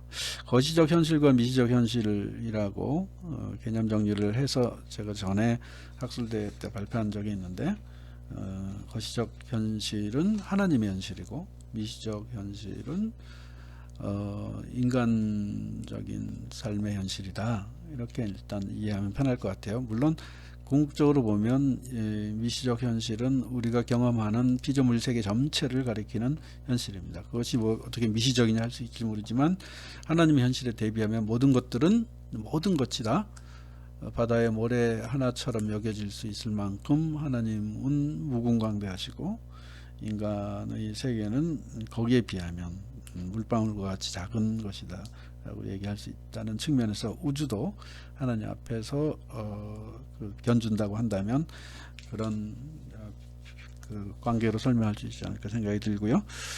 오늘 본문 마태복음 6장 31절부터 33절은 잘 여러분이 알고 있는 거예요. 근데 이 큰 맥락은 너희의 보물을 하늘에 쌓아두라. 다시 말해서 아주 현실적인 돈 문제를 가지고 설명을 해 나가는 맥락 속에서 현실 문제를 궁극적인 문제와 더불어서 설명하는 예수님의 산상수훈의 내용입니다. 잘 아시는 내용이에요. 염려하여 이르기를 먹을까 마실까 입을까 하지 말라. 이방인 하나님께서는 아신다. 그런즉 너희는 먼저 그의 나라와 그의 의를 구하라. 그러면 이 모든 것을 너희에게 더하시리라. 그러므로 염려하지 말라. 시간 속에서 내일이는 내일이 염려할 것이요 그럼 축하다. 이런 내용이 저는 해석, 예수님의 세계 이해, 세상을 이해하고 예수님이 가르치시고 삶을 사신 온 몸으로 우리에게 제시해주는 해석학적 관점이 담겨 있는 게 아닌가, 저는 그렇게 생각을 합니다. 오늘 본문을 좀 이렇게 개념화시켜서 살펴본다고 한다면, 염려하여 이르기를, 평소에 우리가 많이 염려한다는 거죠. 염려, 인간의 삶에 다 염려 투성이에요. 그게 현실의 구조라는 거예요. 이 염려가 왜 이렇게 구조화되어 있느냐, 그것은 우리가 먹을 것, 마실 것, 입을 것이라고 하는 피조물적 삶에 기반해 있기 때문에 그렇다는 거예요. 그것이 미시적 현실인 거죠. 먹을 것, 입을 것, 마실 것, 이 현실에 파묻혀 있다 보니까 염려라고 하는 현실의 구조에 고착되어 있는 것이 우리의 삶이다. 그런데 이런 정도는 하나님 없는 사람들, 그런 사람들이 구하는 거다. 일반 세상 사람들이 구하는 거다. 누가 보면 그렇게 나와요. 세상 사람들이 구하는 거다. 그리고 이 모든 것은 먹을 것, 입을 것, 마실 것, 이것이 이 모든 것이죠. 이 모든 것에는 사실 거시적 현실을 포괄을 하고 있지 않는 것이에요. 모든 것은 아니죠, 사실은. 왜? 먹을 것, 마실 것, 입을 것에 해당하는 거니까. 거기 있으면서 그걸 구해. 다시 말해서 그것을 통해서 구원의 기대에 대한 희망을 품고 있는 것이죠. 그리고 구원론이 거기서 온다고 생각해요. 돈으로 인한 구원론, 또는 풍요에 의해서, 문제 해결에 의해서 나는 내 삶이 구원될 것이다 라고 하는 희망 속에서 염려를 잊고 살고 싶어 하는 거죠. 그것이 인간의 피조물적 삶이다. 그런데 예수님은 이 모든 것의 세계, 거의 미시적 현실의 세계 너머를 지시하십니다. 그것이 더 궁극적인 현실이고 더 본래적인 현실이다. 그것이 필요한 구조를 떠받들고 있고 알고 있고 포괄하고 있는 그 분이 계시는데, 그분이 그 모든 것이 있어야 할 줄을 하나님이 아시는 거예요. 이 차원을 상실하게 되면 신학적 해석학의 차원도 이게 일반 해석학이 되고 말 것이고, 이 현실을 어떻게 다루느냐 하는 것이 해석학의 중요한 과제가 될 것입니다. 그래서 현실의 구조를 아까 염려라고 했는데 이 부분에 대해서는 굉장히 철학자들이 잘 통찰하고 있어요. 동서사상을 비교해서도 동양은 굉장히 이 미시적 현실, 자연현상과 인간의 문제를 굉장히 잘 포착하고 있습니다. 초월이나 현실 바깥 이야기는 그 동양사상에서는 찾아보기 어렵죠. 그런데 서양 학자들이라고 해서 다르지 않습니다. 신학은 그것을 넘어서려고 하지만 철학은 인간 현실에 대해서 아주 잘 포착을 하고 있는데 대표적으로 하이데거가 인간 존재의 구조를 인간을 뭘로 봤느냐? 인간을 염려 덩어리로 봤어요. 인간은 곧 염려다. 조르게. 이 부분에 대해서 여기 이기장 교수가 하이데거 전문가인데 한번 여러분 시간 있으면 살펴보시기 바래요. 이 존재와 시간이라는 책에서 어떻게 하이데거가 인간에 대한 연구를 해나가고 염려를 통해서 인간을 규정하고 있는가에 대해서 요약을 잘된 요약을 볼 수 있을 것입니다. 그래서 인간의 삶은 염려와 불안이다라고 하는 것을 뭐 이렇게 두꺼운 책을 써가지고 밝혔는데 예수님은 본문에서 염려하여 이르기를 이미 너희들이 염려하고 있구나. 염려하는 일상과 삶 속에서 이렇게 너희들이 얘기한다. 근데 그게 다가 아니다. 이렇게 예수님 말씀하시는 맥락은 인간 삶의 본질적인 통찰을 담고 있는 것이다라고 하는 것을 알 수가 있어요. 틸리도 마찬가지예요. 존재의 구성요소, 인간의 구성요소로서 이 세 가지를 얘기하고 있어요. 개체와 참여, 역동성과 형식, 자유의 운명. 이 사이에 긴장과 갈등 속에서 인간이 산다는 거예요. 인간이 혼자 있으면 개체와 불안하고 괴롭고 외롭고 그래서 같이 어울려 살기를 바라죠. 그래서 사회를 이루어서 같이 살면 또 싸움이 나고 자기가 상실되고 획일화되어서 자기가 말살되는 그런 느낌들도 갖게 되고 그러는 거예요. 그래서 이 사이에서 같이 참여하기도 하고 또 거기 있다가 자기 상실될 것 같으면 혼자로 다시 돌아오고 들어갔다 나왔다 왔다 갔다 하는 그 와중에 인간은 존재한다. 역동성과 형식도 다이나믹과 폼인데 자기가 열심히 뭔가 하려고 하는데 어떤 일이 딱 세팅이 되어 가지고 그 정비가 돼서 그 규칙적으로 그렇게 해야 되면 또 굉장히 힘든 거예요. 인간은 자율적이고 자유를 갈구하는 존재여서인지 또 너무 매이게 되면 또 부작용이 나타나는 게 인간입니다. 그러다 보니까 지루해지고 권태롭게 여겨지고 그래서 그걸 벗어나기 위해서 다시 역동성으로 생동감 쪽으로 움직이게 됩니다. 일탈을 꿈꾸게 되는 거죠.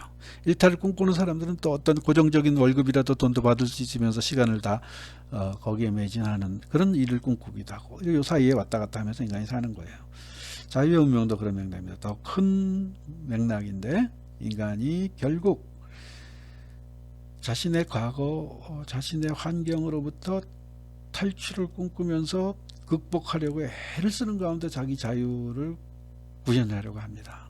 그런데 그 인간은 결국 그 자유를 꿈꾸기 위한 배경이 되었던 운명적인 현실 그것 때문에 자유를 꿈꾸고 그러나 결국은 그 현실 그 운명적인 테두리를 벗어나지 못한 채로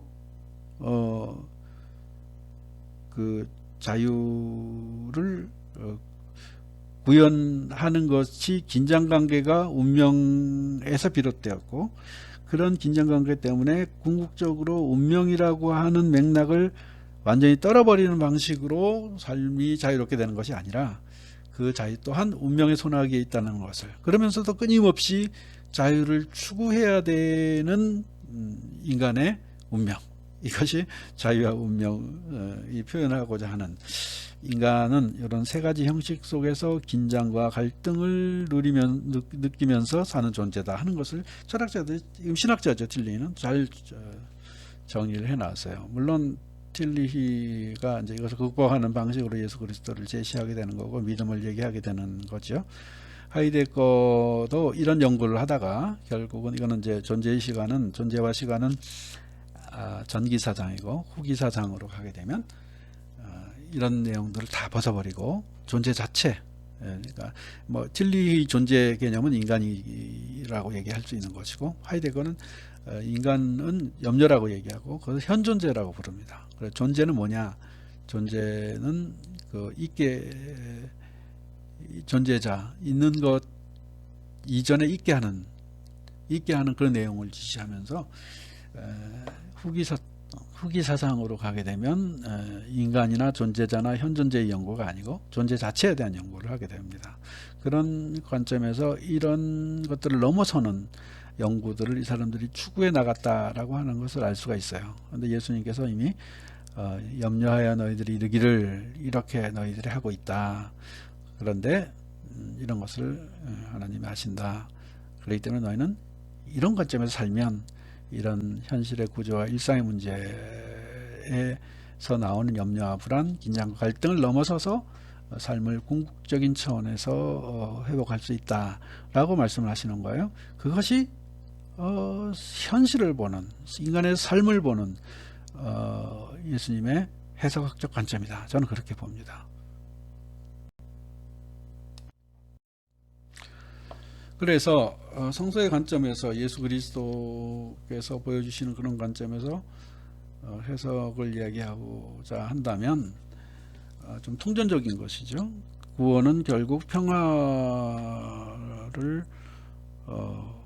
획득하는 것인데 그것이 하나님의 행동과 닿아 있다. 그러니까 하나님께서는 역사 속에서 창조와 타락과 구원의 맥락에서 인간을 다루시고 섭리해 나가시고 격려해 나가신다는 걸 알 수 있죠. 그 대표적인 성경의 맥락이 아브라함과 모세와 다윗, 이 세 인물은 구약의 대표적인 인물이고 또 각각이 다 그리스도라고 하는 이름에 걸맞는 사람들입니다. 예수 그리스도는 기름 부음 받은 자라고 하는 구약의 메시아 개념에서 온 것이죠. 아브라함은 제사장 문서에서 주로 표현되고 있는, 그리고 가는 곳마다 단을 쌓고 멜기세덱에게 11조를 바치고 하는 제사장적인 역할을 굉장히 중요하게 생각하는 하나님의 종입니다. 그래서 아브라함 계약을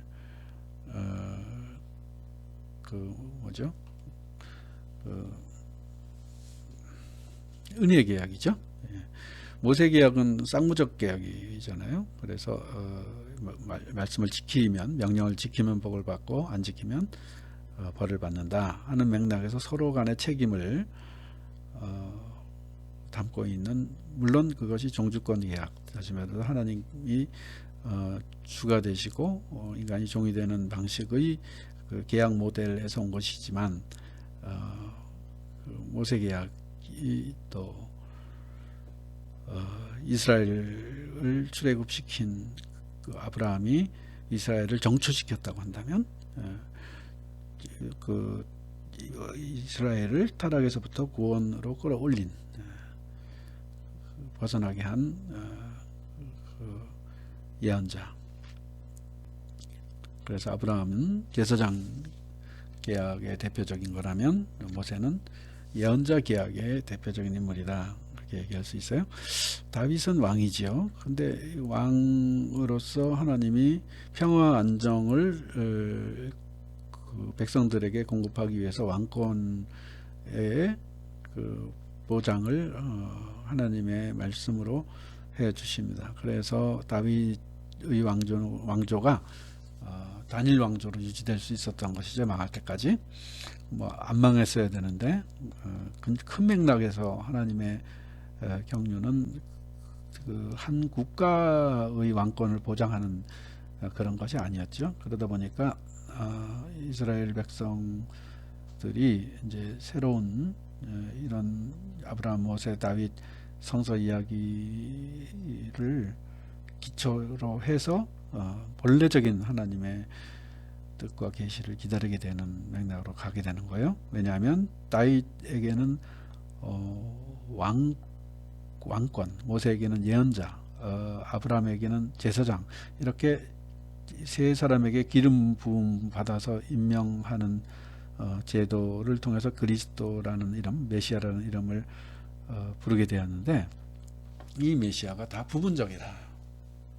부분적이고 하나님의 평화를 가져올 자들인데 부분적이고 최종적인 것이 아니다 하는 것을 이미 구약에서부터 얘기하고 있다는 것을 알게 돼요.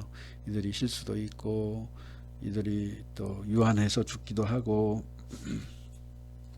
영원히 땅 위에서 피조물적인 존재들이 영원할 수는 없는 것이죠. 그게 개인이든 국가든 문화든 문명이든지 간에 시간이 지나면 다 부식되고 망가지는 것이 인간 역사에 있는 모든 것들입니다. 시간 자체도 피조물이고 그 안에서 이루어지는 모든 것들이 다 영원하신 하나님의 관점에서 보면 유한한 일들이기 때문에 그렇습니다. 그래서 그런 내용들이 궁극적으로 지시하는 바는 뭐냐? 신약에서 예수 그리스도다. 고린도 후서에 보면 하나님의 모든 계약은 그 예수 그리스도에게서 예가 되고 아니라 함이 되는 것이 없다. 모든 하나님의 약속들은 예수 그리스도에게서 성취된다. 이것이 신약의 관점입니다. 이것이 궁극적인 평화를 가져오는 해석적 관점이다. 이렇게 얘기할 수 있어요. 그러니까 아브라함과 모세와 다윗을 통해서 하나님이 하시려고 하셨던 것은 뭐냐? 이 모든 것들을 먹을 것, 입을 것, 또 마실 것, 의식주 문제 이런 것들을 미시적 현실을 해결하는 그런 방안들이 구약에서 제시되고 있다면, 그러나 이제는 더 큰 관점, 더 본래적인 관점, 그것을 제시하고 있다. 그것이 예수 그리스도고, 그런 모든 이전 것의 관점을 통합시키는 관점이다. 이 모든 것이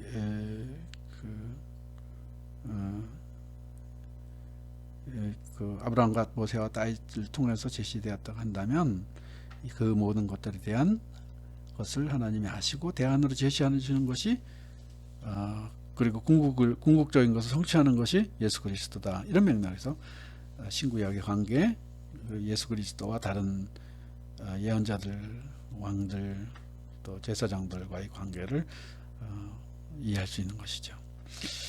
그래서 구약은 목표가 샬롬입니다. 샬롬은 인간적이고 물질적이고 시당적인 내용들이 균형과 조화를 이루는 가운데 피조물적 세계에서 평화를 누리는 것이죠. 샬롬이라고 합니다. 그래서 큰 단위로는 휘년이 50년 만에 오는 휘년이 있고 7년마다 오는 안식년이 있고, 이때는 이런 그 피조물적으로 분리되어서 살았던 삶, 그러니까 뭐 노동의 세계에 분리됐다든지 또는 뭐 권력의 세계에 분리되었다든지 또는 멀리 떨어져서 지역적으로 분리되었다든지 아니면 재산상의 피해로 분리되었다든지 신분관계가 변했다든지 이런 것들로부터 이제 회복되는 것을 의미합니다. 그래서 희년은 그런 모든 그 종되었던 사람들도 다 해방시켜줘야 되는, 노예 해방까지도 포함하는 것이죠. 안식년은 땅의 안식년, 땅을 쉬게 만드는 거예요. 7년마다 작물을 재배하지 않아서 지력을 회복하는 건데, 그 땅이 쉬게 되면 사람도 쉬게 되는 것이고 자연도 원상 회복을 하게 되는 측면이 있죠. 안식일은 그것의 생각을 일주일 안에 넣어서 인간이 행동과 노동에 의해서 소화된 것을 더 본래적인 궁극적인 하나님 앞에서 샬롬을 연습해라 하는 게 안식일이죠. 그래서 십계명을 보면 노동에 대한 것도 있고 사람 관계에 대한 것도 있고 또 그러니까 물질에 대한 거, 사람 관계에 대한 거, 그리고 하나님에 대한 것도 있습니다. 이 세 차원, 아브라함과 모세와 다윗에게 나타나는 이런 세 차원들이 온전하게 균형을 이루어야지만 하나님의 세계가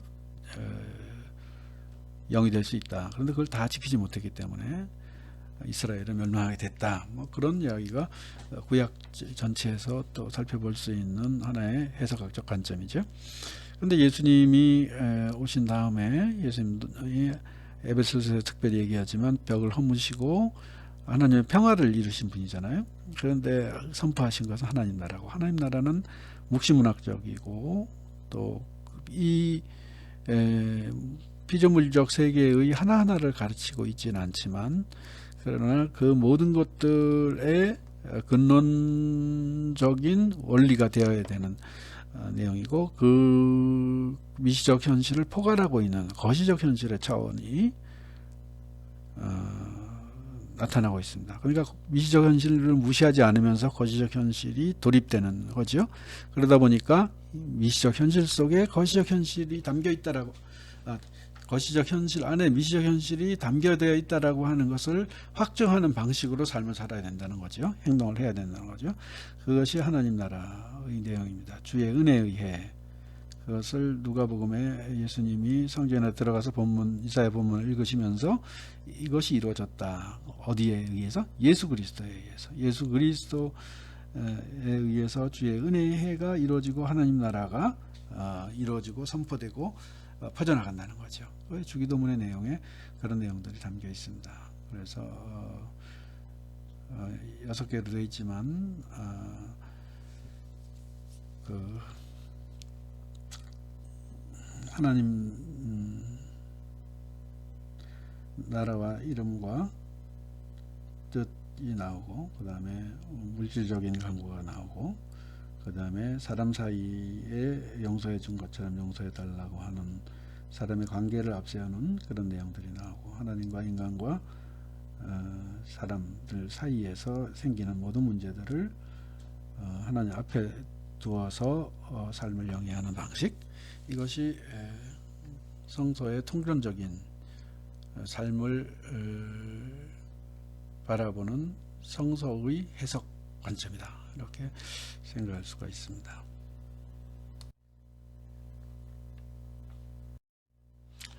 흥미로운 것은 오늘 본문이 다른 맥락에서 누가복음에 기록되어 있어요. 그리고 이 본문 자체도 또 포인트가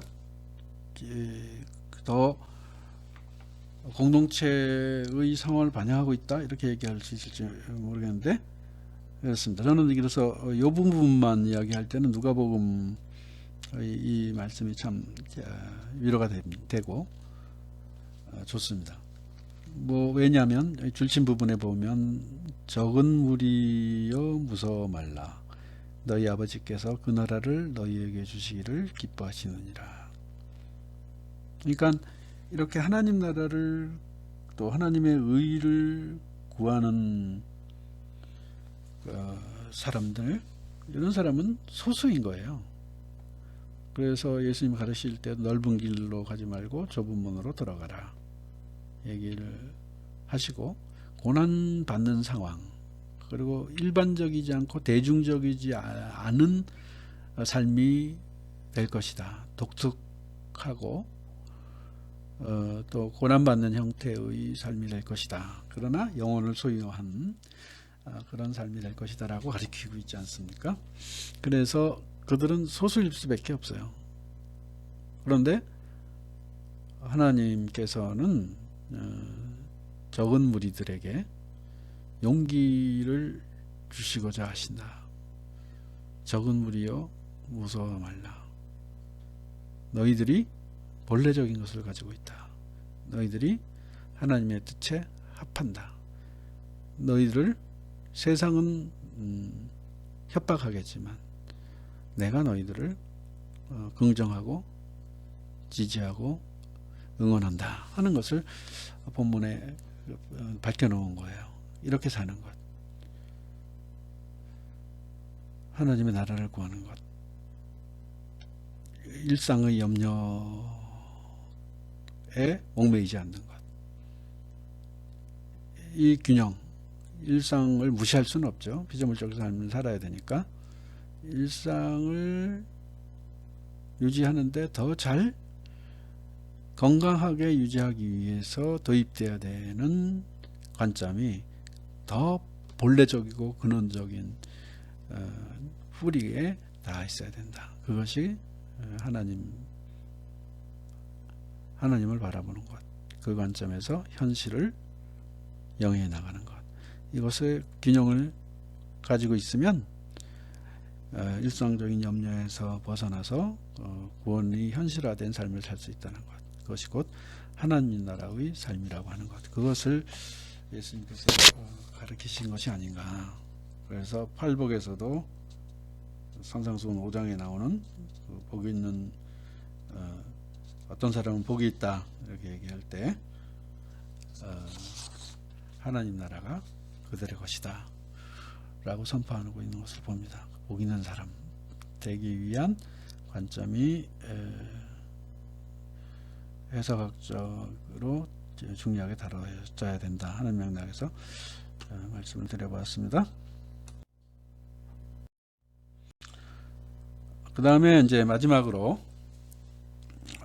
원래 계획은 오늘까지 비대면 수업이고 다음부터는 이제 학교 오는 걸로 이렇게 했었는데 아직 어떻게 해야 될지 학교에서 연락 온 바가 없어요. 그러다 보니까 이렇게 만약 이런 식으로 계속이 돼야 되면 이런 형태로 해도 될런지 여러분 의견은 물론 이제 지금 오늘 수업 들으시고 그 출석 체크를 제가 유튜브에 하라고 한 것이 유튜브 화면이 크기도 하고 보시기 편하기도 하고 해서 글자도 크게 봐야 되고 하니까 그렇게 했던 거고 그걸 보시고 거기 보시고 출석 체크 하시고 그 다음에 이제 밴드에다가 오늘 우리 정 목사님이 발표한 것도 있고 또 제가 코멘트도 하고 또 전체적으로 다시 살펴서 설명도 하고 뭐 추가 강의도 하고 했는데 어떤 내용이 됐든지 여러분의 의견을 담아서 질문해도 좋고 또 여러분이 스스로 생각을 나름대로 발전시키고자 하는 어떤 그 표현들 그런 것들을 적어줘도 좋고 다양한 방식으로 소통하면 좋겠습니다. 그런데 문제는 이제 이게 시간적으로 차이를 둔 소통이기 때문에 즉시적으로 일어나지 않고 좀 힘들 수도 있다 이런 느낌이 들어요. 그래서 어떻게 수업이 진행돼야 될지 뭐 더 나은 이런 기술적인 방법이나 있으면 말씀해 주시고 또 그런 방법이 있으면 또 알려주셔서 더 좋은 전달이 되는 그런 수업으로 만들어 가야겠습니다. 제일 좋은 거는 얼굴 대고 만나는 것이 제일 좋죠. 아무튼 오늘 수고 많으셨습니다. 한 주일 동안 내내 평안하시기 바랍니다.